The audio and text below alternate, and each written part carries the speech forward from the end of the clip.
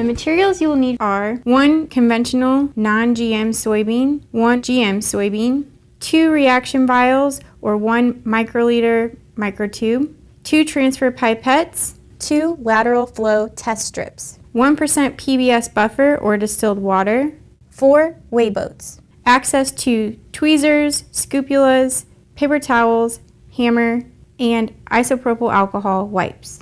Using the seeds in the GM soybean seed kit allows students to observe and compare the seeds. Students should look for observable differences in shape, size, and color.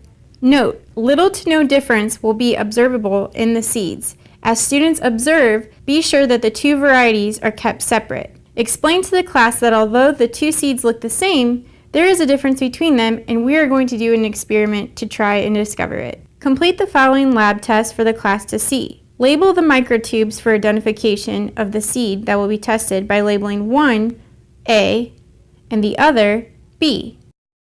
Break the seed by placing 1 GM soybean between 2 small weigh boats and tapping it with a hammer. The seed should break into 2 or 3 pieces to allow enough surface area to be exposed for extraction. Note, do not crush the seed. Crushing can cause issues recovering all pieces for extraction and may cause cross-contamination of the testing area. Repeat this step with the conventional soybean using separate weigh boats. Remove the top weigh boats and place the seed pieces in the correct microtube. If the seed is stuck to the boat, use tweezers or a scupula to gently release it. Do not touch the seeds with your hands to avoid cross-contamination. Clean tweezers with 70% ethanol or isopropyl alcohol wipes to prevent cross-contamination. If any of the particles of the GM seed sample end up in the conventional sample, you will get a false positive on the test strip. So it is important to use different weigh boats and to clean the scupula to prevent what we call in the lab cross-contamination.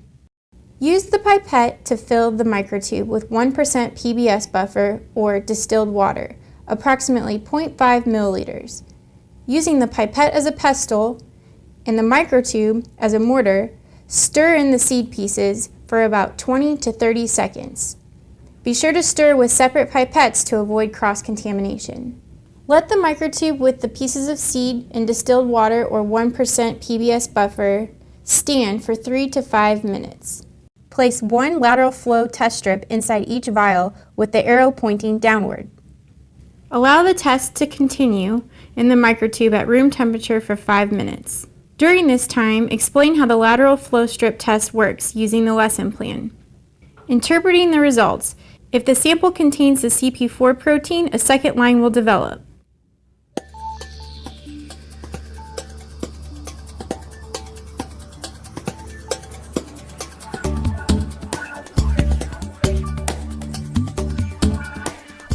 Note, if you grow the plants out, you can also use the leaf tissue as well instead of the seeds. Just take a microtube, sandwich it between the cap and the leaf,